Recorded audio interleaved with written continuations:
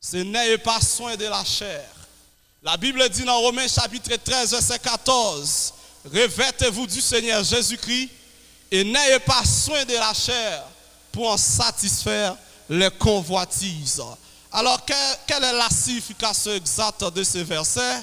Ce verset veut nous enseigner, veut nous dire, le chrétien ne doit pas se placer dans un endroit côté le connaît l'a tenté. C'est-à-dire qu'on ne doit pas rechercher la tentation, on doit être tenté de manière obligatoire. Est-ce qu'on connaît que chrétien c'est lui qui cherche la tentation? Il y a des gens qui connaissent si là tel côté pas faire du bien, mais malgré ça, là, quand même, là, chercher tentation. Sous prétexte qu'il y a une onction, on va avoir crasse onction. Les gens qui ont onction, c'est les gens qui prudent. Sous prétexte qu'on est puissant ou pas puissant, pièce. Celui qui est puissant est prudent. Celui qui a l'onction est prudent. Même sous une onction, de ne pas prudent, on va tomber dans le péché. Parce que la onction pas fait, c'est la prudence qui fait. Et ça fait Jésus-Christ dit dans Matthieu 26, verset 41, il dit avec disciples, veillez et priez afin que vous ne tombiez pas en tentation. Si vous priez seulement et que vous ne veillez pas, vous finirez par tomber. Si vous veillez seulement et que vous ne priez pas, vous finirez par tomber. L'équilibre, c'est de veiller et prier. Prier, veiller, veiller, prier, c'est ça l'équilibre. La prière te donne la force, mais la prudence te donne les stratégies, la prudence te donne les techniques, la prudence te donne les principes grâce auxquels tu vaincras toute forme de tentation. Technique numéro 3 pour vaincre la tentation, c'est savoir que Christ vit en toi. Vous avez besoin qu'on ait Jésus-Christ vive dans vous. Le grand apôtre Paul, dans Galates 2, verset 20, Paul dit, j'ai été crucifié avec Christ. Et si je vis, ce n'est plus moi qui vis. C'est Christ qui vit en moi. Bien-aimés frères et sœurs, la Bible parlait d'une loi qui est dans l'homme. La Bible est la loi du péché. Apôtre Paul fait mention de ça à maintes reprises dans Romains chapitre 7.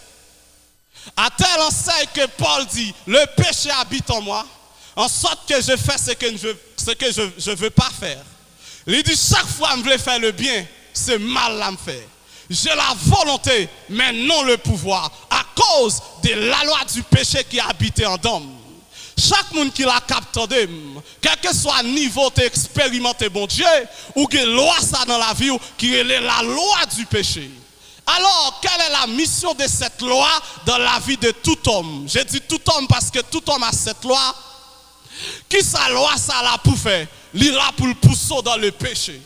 C'est loi péché sacrandon qui fait même sous cette loi en bas onction et puis l'esprit de Dieu rempli l'arrivée dehors a envie de pécher. C'est la loi du péché ça qui habite dans vous.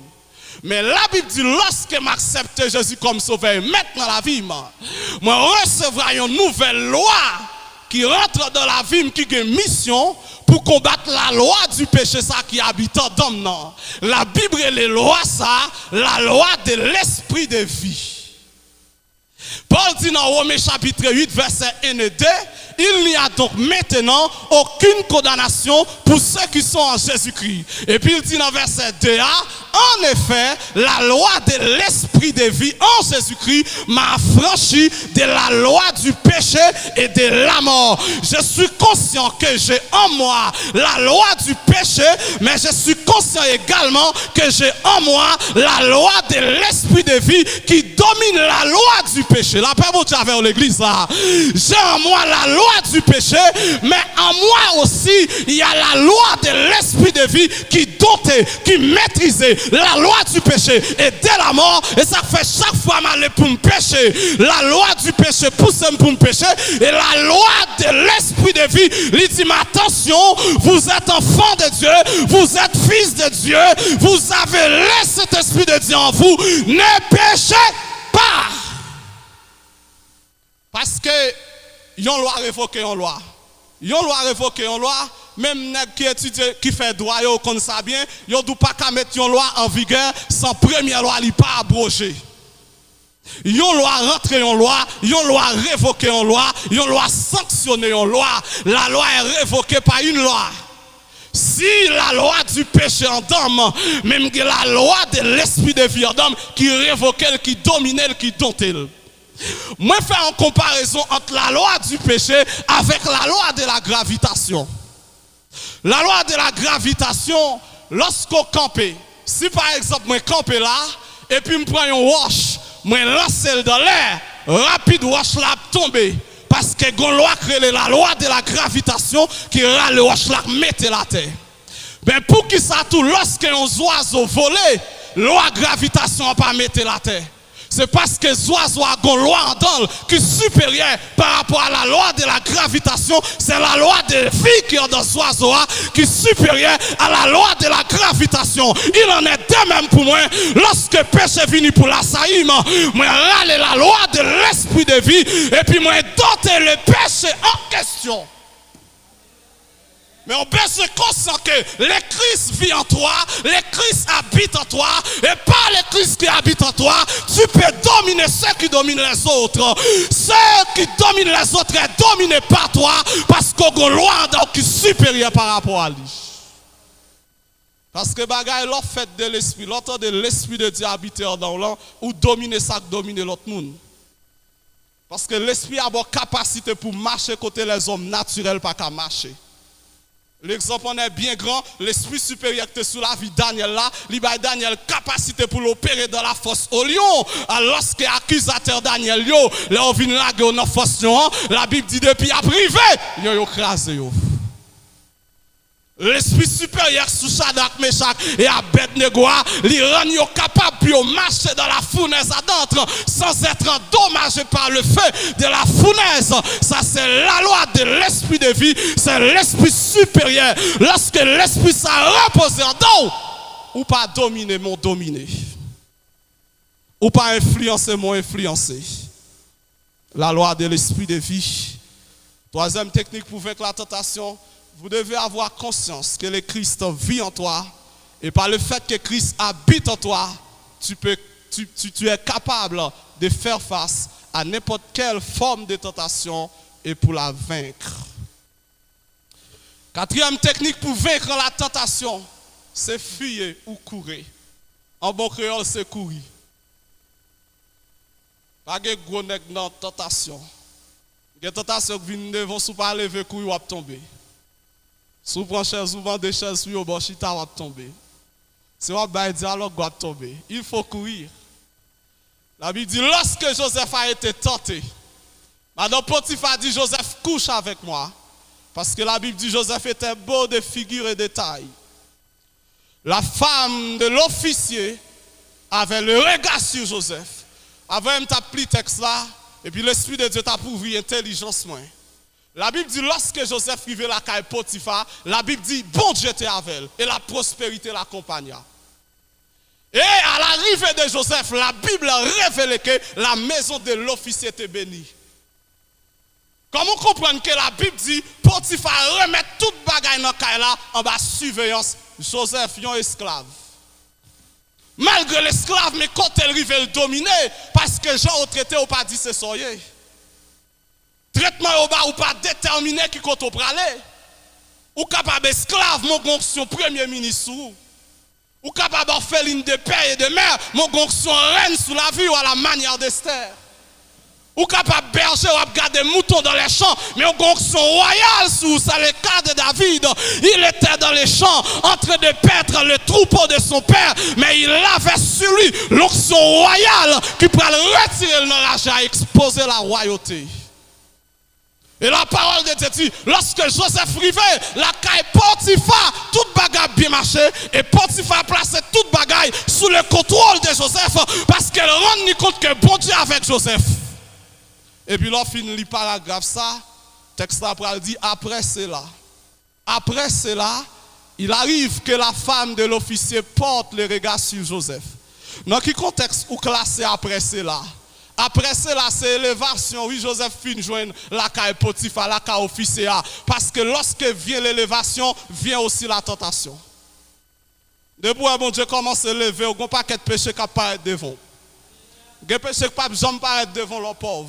Mais quand on commence à l'argent apparaître. Il y a les péchés dans la pauvreté, il y a des péchés dans la richesse. Il y a des péchés dans la jeunesse, il y a des péchés dans la vieillesse. Certains péchés pas jamais paraître devant lorsqu'on dans l'anonymat, mais lorsqu'on commence à connu, lorsqu'on commence à célèbre, il y a des formes de péchés qui viennent devant. L'on jeune, il y a des péchés qui pas viennent devant, mais l'on commence à grand monde, il y a des péchés qui viennent devant. Et ça fait David te comprendre ça bien. Dans le psaume 71, David fait prière. David dit Seigneur, ne m'abandonne pas au temps de ma vieillesse, quand mes forces s'en vont, ne m'abandonne pas. Ou pas, il y a des gens qui commencent dans la jeunesse, ils ont servi bon Dieu bien, mais dans la vieillesse, ils ont tombé dans le péché. Ou pas, il y a des gens dans la pauvreté qui ont servi bon Dieu bien, mais dans l'élévation, dans la richesse, ils ont commencé à dévier parce qu'il y a toujours le piège de l'élévation. Mais la Bible dit après ces choses, Madame Potiphar a porté les yeux sur Joseph, à mettre prise, lui dit couche avec moi. Et Joseph avait refusé. La Bible dit un jour, Madame non met sous Joseph, Joseph levait courir. Si Joseph t'est campé, il t'a fait dialogue, il t'a tombé dans le péché. Il tentation qui paraît devant frère, fort pied au bon, levez courir. Sinon, il a tombé dans le péché. Apôtre Paul dit dans 1 Corinthiens chapitre 6, verset 18, fuyez l'impudicité. La Bible dit résistez au diable, mais elle dit fuyez l'impudicité. Pourquoi? C'est parce que Satan est déjà vaincu, mais l'impudicité n'est pas vaincue. À quelque niveau où arriver là, quand bon Dieu, il y a des tentations qui toujours paraître devant, et il y a des tentations, c'est des tentations répétitives. Il finit de manière répétée. Semaine ça le finit, l'autre semaine il finit, année ça le paraît, année prochaine il paraît, l'autre année il paraît, l'autre année il paraît. Son péché à répétition parce que Satan le diable son personnage qui persévérant. Tout autant il pas gagné, il pas camper. Fuyez l'impudicité. Paul dit lorsque l'impudicité apparaît devant pour commettre lui, levez courir. Oh, j'ai l'onction, j'ai la puissance, blague ou bail. Puissance, il ne faut pas tomber dans certains péchés, mais c'est la prudence et la surveillance. Technique numéro 5, pour vaincre, pour repousser la tentation, pour sortir d'une tentation, c'est avoir conscience des conséquences du péché en face. Il y a un moyen pour vaincre, pour repousser en tentation devant vous. Selon rend nous compte, conséquences péché sont prêts à le faire bien sous vie. Bien aimé, femmes dit en réalité, tout péché, il y a pardon. La Bible parle d'un seul péché qui n'a pas pardon. C'est le péché contre le Saint-Esprit. En d'autres termes, c'est le seul péché impardonnable qui n'est autre que l'incrédulité. Le péché contre le Saint-Esprit n'est autre que le rejet total et définitif de Jésus. Parce que la Bible dit si on a péché contre bon Dieu, l'a pardonné. Si on a péché contre Jésus, l'a pardonné. Mais si on péché contre le Saint-Esprit, pas pardonné. Alors que même la Bible ça dit, Jésus-Christ égale à Dieu, Saint-Esprit égale à Dieu. Mais comment fait-il que je péché contre bon Dieu me pardonner, moi péché contre Jésus me pardonner, et puis je péché contre Saint-Esprit me pas pardonner, alors que ce sont trois personnages égaux en puissance et en éternité. Alors c'est quoi le péché contre le Saint-Esprit? C'est lorsque le Saint-Esprit lui reproche ou lui convainc de péché pour accepter Jésus et pour rebeller contre lui, ou pas jamais accepter Jésus et pour mourir dans l'incrédulité, ou pas pardonner ni dans ce siècle ça, ni dans ce siècle qui vient pour venir. En d'autres termes, le péché contre le Saint-Esprit, c'est l'incrédulité, c'est quelqu'un qui est mort sans avoir accepté Jésus comme sauveur et maître de sa vie. Et puisque après la mort, pas de repentance, ou perdu pour l'éternité. Bien-aimés frères et sœurs, cinquième technique pour vaincre la tentation, c'est lorsqu'on a analysé les conséquences péché à gagner sous la vie. Parce qu'il y a le pardon du péché, mais il y a les conséquences du péché. Il y a un péché fait, bon Dieu a pardonné, mais on a payé les conséquences là. Il y a un péché fait, il a mis en retard pendant 10 ans. Il y a un péché fait, il a mis en retard pendant 15 ans. Il y a un péché fait, il a gaspillé destiné. On l'appelle bon Dieu avec l'église là. Si on a besoin pour ne pas accomplir destiné, commencez à vivre dans le péché, ou pas jamais accompli destiné, commencez à faire bagaille qui mal dans bon Dieu, ou pas jamais accompli destiné. Le péché a des conséquences dans le temps, le péché a des conséquences dans l'éternité, le péché a des conséquences temporaires, le péché a des conséquences éternelles. Le péché qui paraît devant c'est pour analyser, parce que le péché est douce, mais conséquences sont amères. Là, on prend plaisir, c'est doux, c'est bon. Mais le péché cabaye plaisir, mais le pas cabaye le bonheur. Le bonheur, c'est Jésus seulement qui cabaye ça. Quel que soit fortune non possédé, ça pas cabaye le bonheur. Mais il y a seul monde qui baille le bonheur, c'est Jésus.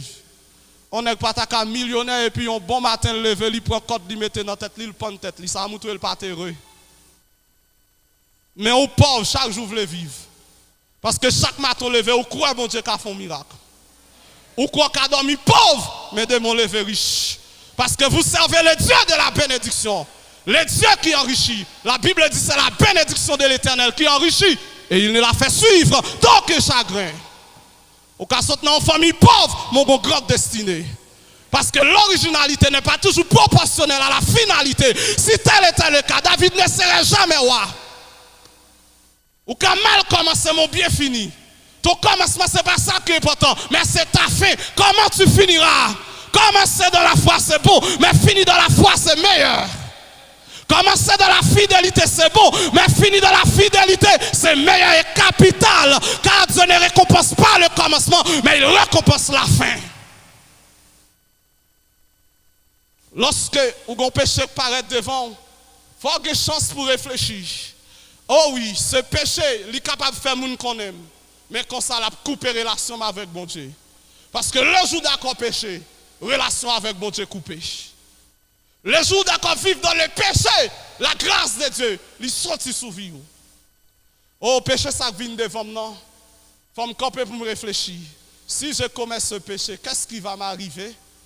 Les anges de Dieu qui sont là pour me protéger vont partir. Miraille qui te sécurise la vie, qui fait de mon pas de frapper. Depuis me tomber dans le péché, miraille l'a crasé. Ça fait grand pile monde capteur de là, yo dans le péché, miraille la vie crasé. Et ça fait venir vulnérable. Autrefois, démon pas de frapper, mais je dis à toute la journée démon te mettre à genoux. Pourquoi ça fait ça? Et parce que miraille qui te protège vie là l'écraser. Et lorsque miraille la vie crasée, ou susceptible aux attaques de l'ennemi, ou vulnérable, ou sans refuge, ou sans protection. Si je commets ce péché, relation me prend craser avec bon Dieu, moi pas fait. Si je fais tel péché, la présence des anges qui est là, qui accompagne de tout côté malé, il a quitté. Parce que les bons anges n'ont pas opéré côté de péché. Ouais, lorsque les anges, mon Dieu, sautent dans le ciel, ils viennent accompagner. Si besoin des anges, mon Dieu, toujours est avec ou besoin, ou doit créer une atmosphère qui est similaire avec l'atmosphère que les anges sont sortis. C'est comme si si vous descendez dans la mer, aucun bon poisson, sauf le poisson toujours vivre, il faut créer un bassin ou bien une piscine par contre salier pour mettre les poissons dans de l'eau. Parce que les poissons ont une nageoire, de pas nature, il faut naviguer dans les sentiers des eaux. Maintenant, si vous mettez sous la terre, il mourir. Il en est de même pour un ange. Lorsque un ange est déplacé, lorsque un ange est relâché, il quitte un espace qui est sain. Et puis il vient abriter le bon côté. Sauf les anges n'ont toujours de bon côté. Il faut créer une atmosphère qui semblait avec l'atmosphère côté le sortir, puisque le sortir dans l'atmosphère qui saint ou même tout besoin saint, automatiquement abandonner la sainteté ou abandonner la sanctification, les anges de Dieu qui sont là pour protéger ou y aller. Même si on parle en langue, on va penser. Même si on a pas de prophétie, blague ou bail. Parce que toute bonne puissance est émanée de la sainteté. Parce que la sainteté, c'est l'élément déclencheur de la véritable puissance. Et un péché commet, il diminue la réputation, on ne pas faire crédit encore. Si je commets péché ça, spirituellement m'a détruit, socialement m'a détruit. Parce que péché pas détruit mon spirituel seulement. Péché détruit spirituel d'abord parce que séparé avec bon Dieu. Mais péché détruit socialement. Parce que les bêtises vous faites dans la société, pas de gens qui font confiance encore. Ils n'ont pas besoin de pardonner. Chaque fois, ils songent sortir faire. Et lorsque vous vivez dans le péché, économiquement le détruit. Parce qu'on a 10 femmes, il faut bailler tout l'argent. Détruit. Parce que le péché, il attaque tout axe la vie. Parce que mission Satan le diable, Il n'est pas là pour le détruire spirituellement seulement, mais là pour le détruire dans toute intégralité. Même son bon Dieu, il est intéressé à la totalité de l'homme pour le faire du bien. Il en est de même pour Satan. Il est intéressé à la totalité de l'homme pour le détruire l'homme. Dernière technique pour repousser, pour sortir d'une tentation, c'est que tu dois te rendre compte des conséquences du péché. Alors, je vais revenir au texte que j'ai lu. La Bible dit aucune tentation ne vous est survenue qui n'a été humaine. Et Dieu qui est fidèle ne permettra pas que vous soyez tentés au-delà de vos forces. Mais avec la tentation, il préparera aussi le moyen d'en sortir afin que vous puissiez la supporter. De manière exégétique, qui ça texte ça veut dire réellement? Il dit aucune tentation. Premier bagage me souligné dans verset A, c'est parce qu'elle dit aucune. C'est une forte négation. Et par le fait qu'elle dit aucune tentation, ça montre que tentation au cas diverses sortes. Peut-être ou capable de tenter dans tel domaine, moi je tenter dans l'autre domaine. Ou capable de tenter dans tel domaine, moi je tenter dans tel domaine. Semaine ça me tenter dans tel domaine, moi je tenter pour me voler. Mais l'autre semaine nous tenter pour faire adultère. L'autre semaine nous tenter pour bailler mentir. L'autre semaine nous tenter pour commettre un meurtre. Parce que la tentation, il est diversifiée, il est capable de diverses sortes. C'est pour ça, on t'a dit aucune tentation. Quelle était une tentation d'ordre sexuel? Quelle était une tentation d'ordre du vol? Quelle était une tentation de mensonge? Aucune tentation. Elle dit ne vous est survenu qui n'a été humaine. Qui n'a été humaine. Ça veut dire tentation à connaître ou pas premier monde qui connaît le monde qui te connaît le même j'avoue. Pas grand même ou à traverser dans la vie pour connaître au même celle qui connaît. Il y a des hommes de la même nature que toi qui ont vécu ce que tu es en train de vivre, qui ont connu ce que tu es en train de connaître. Des hommes de la même nature que toi. Même j'ai de leur tenté pour bailler mentir. Jésus-Christ est tenté pour bailler mentir tout. Même j'ai tenté pour commettre la fornication. Jésus-Christ est tenté pour commettre la fornication. Ou pas dire ça m'a dit la frère Judas, mais c'est pas moi qui dis la Bible dit Jésus-Christ a été tenté en nous comme nous en toutes choses. Il ne pas dire certaines choses, il ne pas dire quelque chose, mais il dit en toutes choses. Et pas moi qui dis c'est Bible. Aucune tentation ne vous est survenue qui n'a été humaine. La tentation que je connais n'est pas angélique, mais humaine. La tentation, cette tentation à laquelle je suis exposé n'est pas angélique mais humaine. Ça ne se fait pas pour les anges mais pour les hommes. Et Dieu qui est fidèle ne permettra pas que vous soyez tentés au-delà de vos forces. Mais ça veut dire la tentation ne vient pas de Dieu parce que Dieu n'est pas le tentateur, mais Dieu a le contrôle de la tentation. C'est pas dans le niveau ça t'a venu. Satan le diable te voit pour te détruire, mais bon Dieu convertit le rend proportionnel à la force. Ça veut dire lorsque la tentation a fini, et puis bon Dieu mesure la tentation, il dit tentation ça, si je quitte le rive sous Jude, dans le niveau ça, la détruire parce qu'elle peut qu'on ait niveau pour faire face à la tentation ça. M'a converti tentation dans le niveau, dans la dimension, m'a prendre proportionnel avec force pour ne pas détruire. C'est ça que fait. Ou quand on est en tentation, on connaît tout, mais pas connaît dans le même niveau, dépendamment des niveaux, nous la caille, mon Dieu. Parce que nous tous ces petites bon Dieu, mais nous pas le même niveau la caille, mon Dieu. Nous tous ces petites bon Dieu, mais nous pas la même dimension. Nous tous ces petites bon Dieu, mais nous pas le même niveau d'intimité avec Dieu.